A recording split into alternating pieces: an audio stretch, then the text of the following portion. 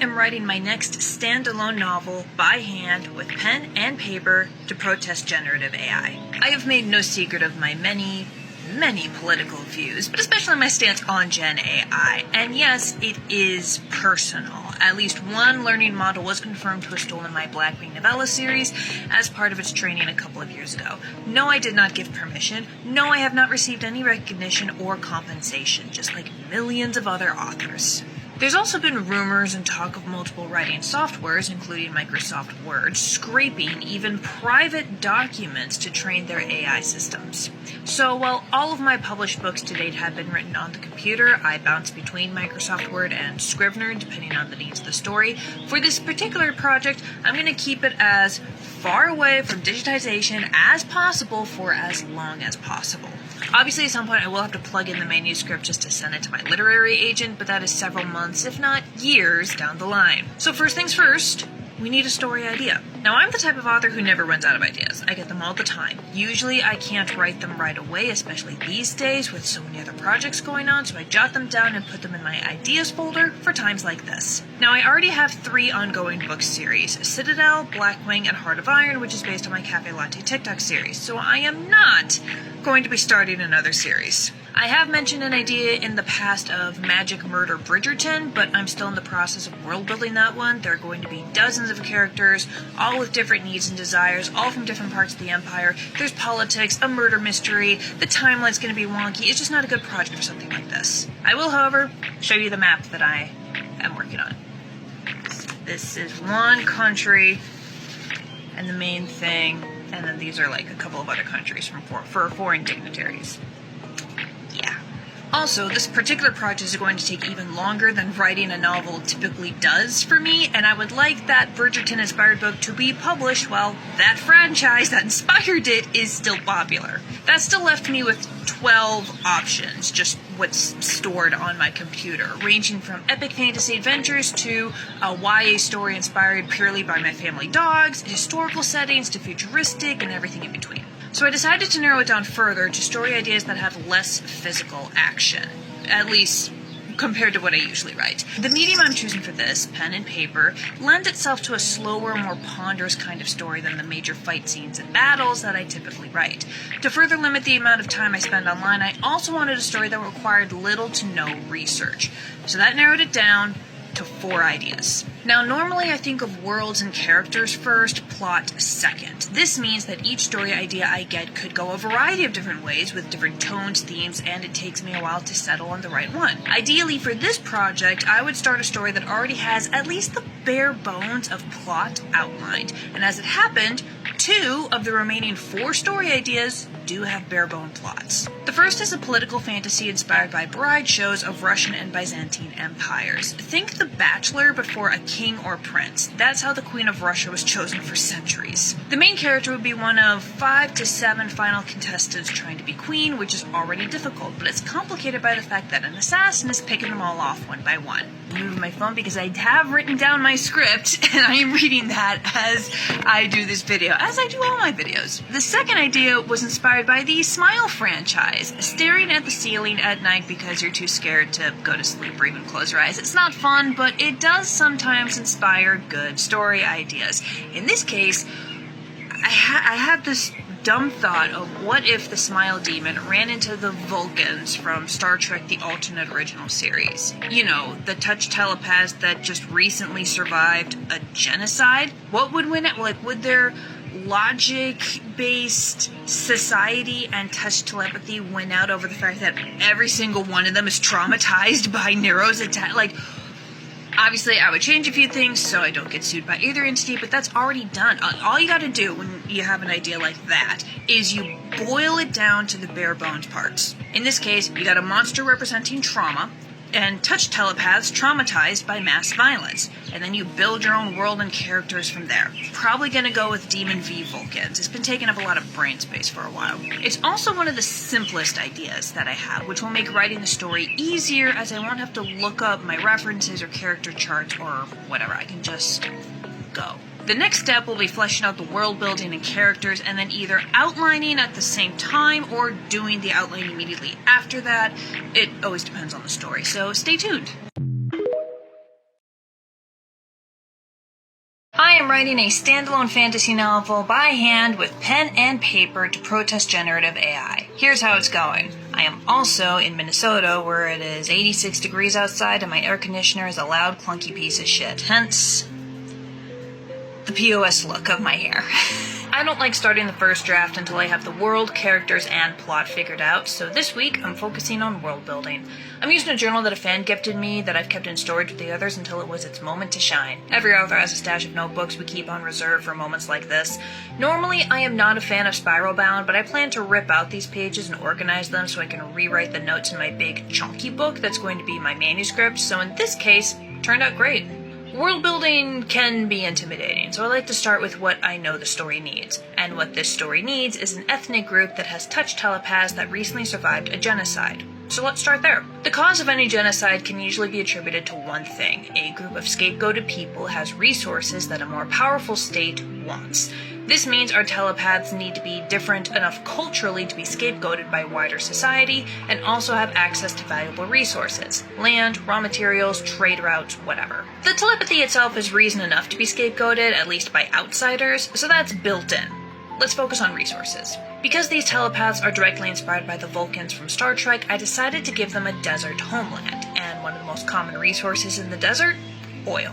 This also means that the rest of the world needs to be in an industrial or post-industrial age, since oil wasn't worth wars until the 19th century. This works out great because I definitely wanted this world to have some sort of access to modern technology. Ultimately, I decided on a technology and culture based on the 1950s because one of the main characters is a detective, and the first chunk of the book is supposed to be a mystery. So I can lean into the crime noir genre a little, at least until it's time to shake things up. Because trauma and mental health are some of the main themes of this book, the 1950s vibe also leans into that. Psychology as we know it today is actually a very new field of study, and it really only got going in the 60s, so I can use this retro setting to exaggerate and comment on the modern day stigma against mental health needs. Gender roles also came to mind, of course. I started thinking of the Native American tribes that suffered centuries of genocide at the hands of my ancestors. One of the ways Euro-Americans dehumanized the natives was by saying that their gender roles were wrong. They gave their women too much power. So the gender roles of my telepathic society are a bit more balanced than the dominant culture. Sure, the men are still the warriors and hunters, but they're also matrilineal. Women own their homes and property,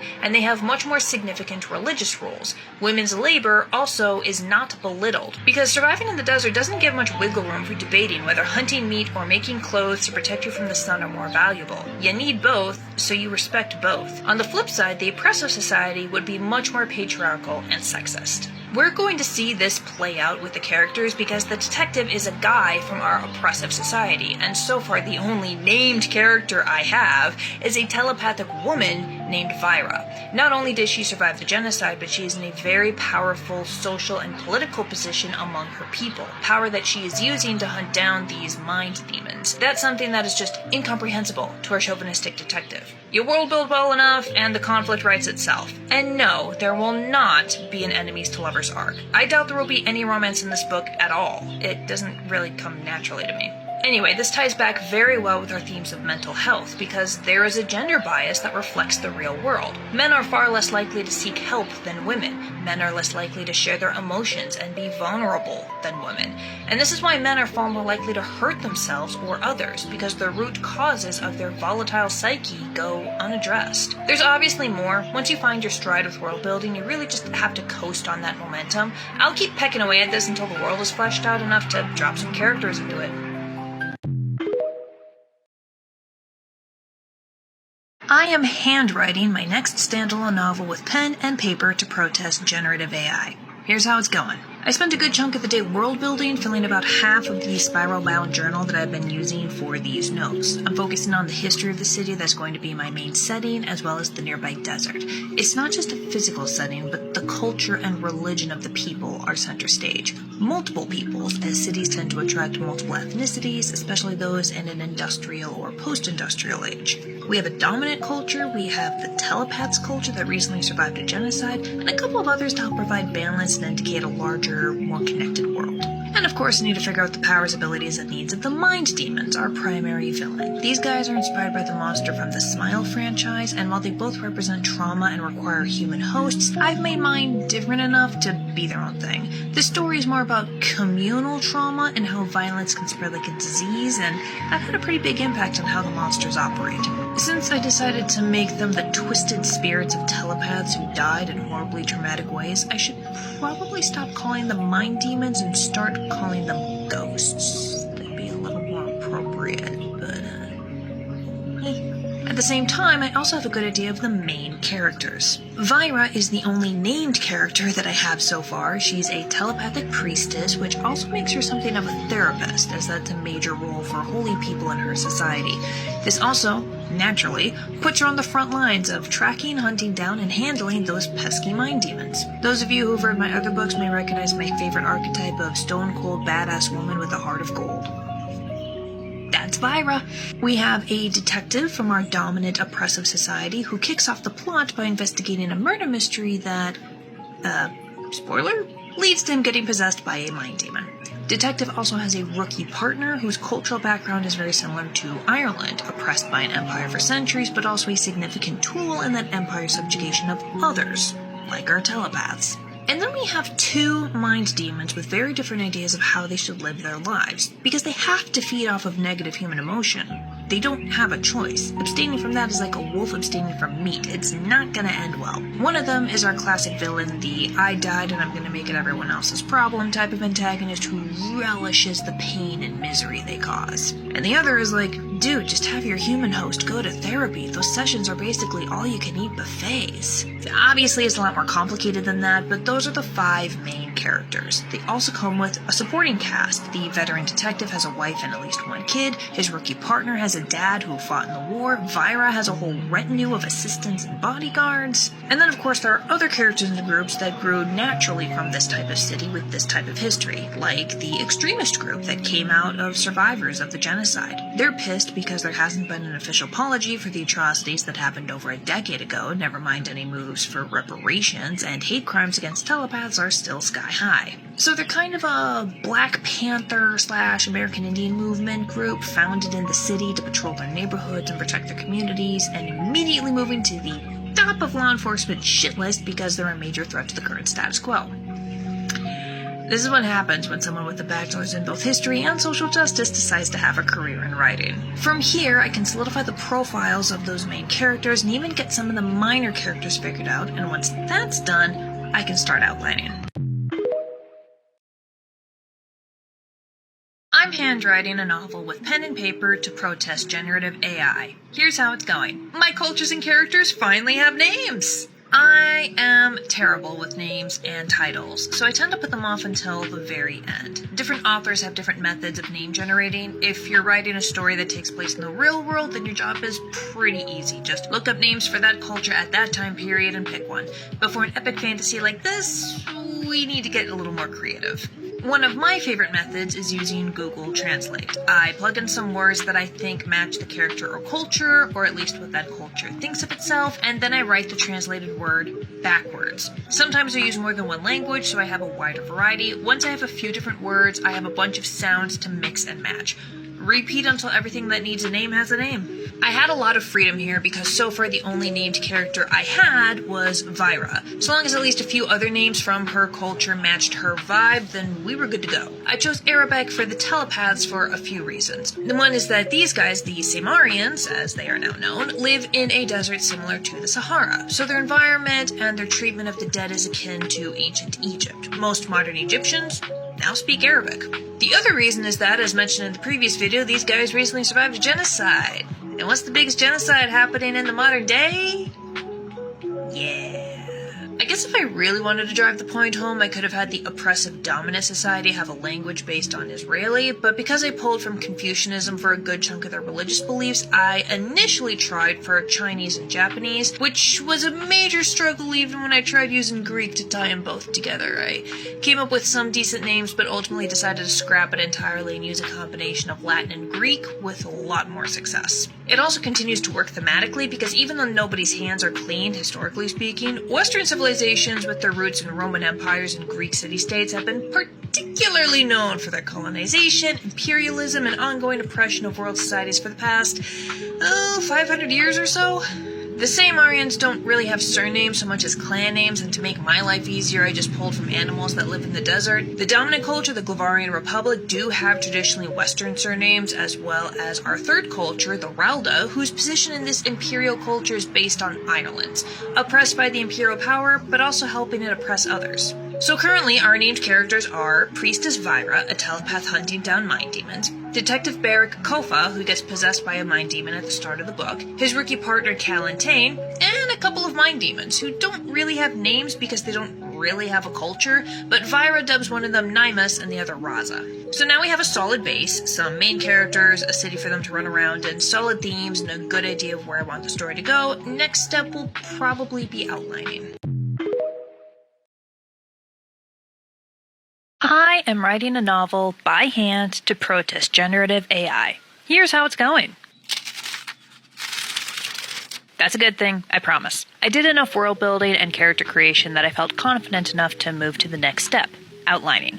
But to do that, I had to reorganize my notes. So what you're seeing is me ripping out all of the work I've done, organizing them into groups that make sense to me in my head, and clipping them together so they don't get lost. Once I had that set up, then I could move on to outlining. Traditionally, I use Scrivener, which makes this step very easy. Many of you guys have suggested that I use Ellipsis software, which I will definitely be checking out in the future. But for now, it's note cards, which is how I use to outline before finding Scrivener, as it creates an excellent visualization, especially for things like the 3x story structure.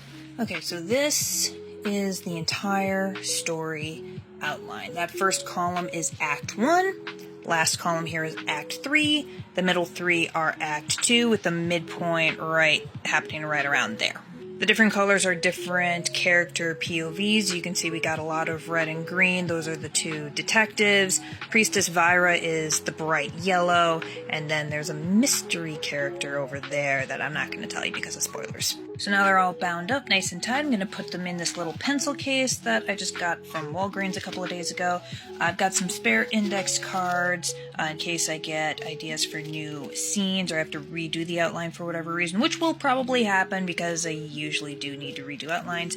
And then these post-it notes, these are for revision notes. So as I'm writing this book and I get an idea like, oh, I need to add some foreshadowing, or oh, I need to redo this scene to do this or end that way or whatever, then I can add them to these notes and then just stick them right there onto the book. Yeah, that's how that's gonna go. So now the final step is going to be getting all my world and character notes written down into like the first few pages of the book, and then I can actually start writing the book. Welcome to the life of a planner, alright? We do a lot of shit before we actually start writing, but it makes the process so much easier and makes writer's block or getting like stuck in a corner almost impossible. It's great. Highly recommend. I am handwriting a standalone novel to protest generative AI, and I just finished transferring all of my notes. I decided to copy all of my notes in the back of the notebook I'm using for this project. The copying is so that I have an easier time accessing information, finalizing the decisions I've made for the main characters and world. I'm doing it from the back so that I don't have to worry about running out of pages for if and when I, say, add new characters or plot-relevant aspects to the world. Times like this, I wish the written language was more like Japanese, which can be written left to right or right to left. But I flunked out of that class in college. I don't know if it was how the professor was teaching Japanese or if we were trying to cram too much in too short a period of time, but it was bad. So, I'm working with what I got. This actually took me a couple of days, in part because there were a lot of notes, in part because it was Father's Day weekend and I had to head over to my parents' place and take the time to, socialize and spend time with the family, and in part because, I don't know if you guys know this, but writing things by hand is a lot slower than using a computer or typewriter. It is what it is. Protests are done to make a point, not for convenience. With everything transferred and easily accessible, I can now get started on Chapter 1.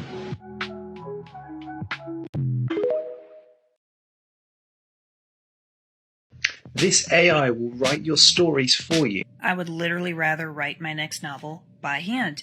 In fact, I'm just about to start Chapter 1.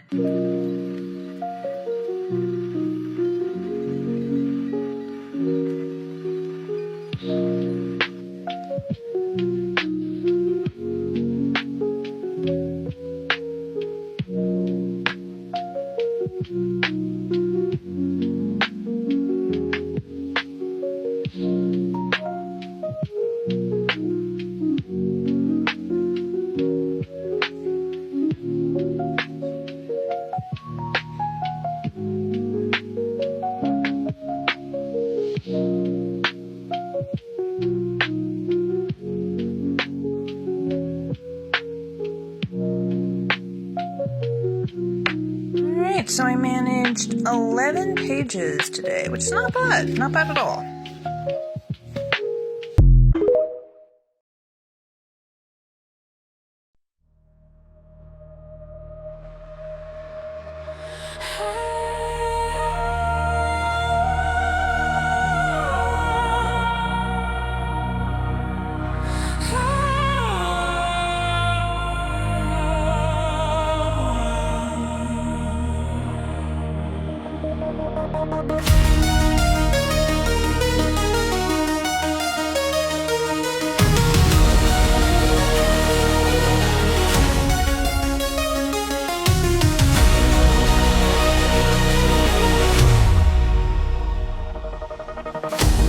Sparks in the endless night, shadows cast by a distant light, fragile frames but hearts of steel. They thought we'd bend, but we learned to feel. Through the void we carved our name against the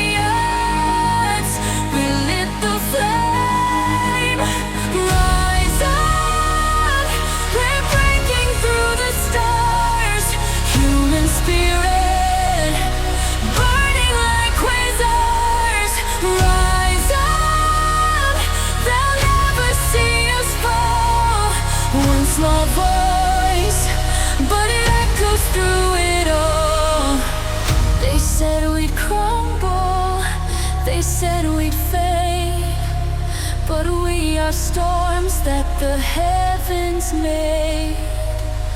Our blood runs fire, our dreams won't die. We touch the edge of the infinite sky.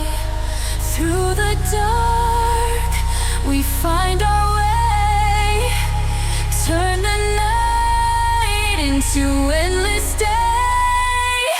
Rise up, we're breaking through the stars. Human spirit, burning like quasars. Rise up, they'll never see us fall. One small voice, but it echoes through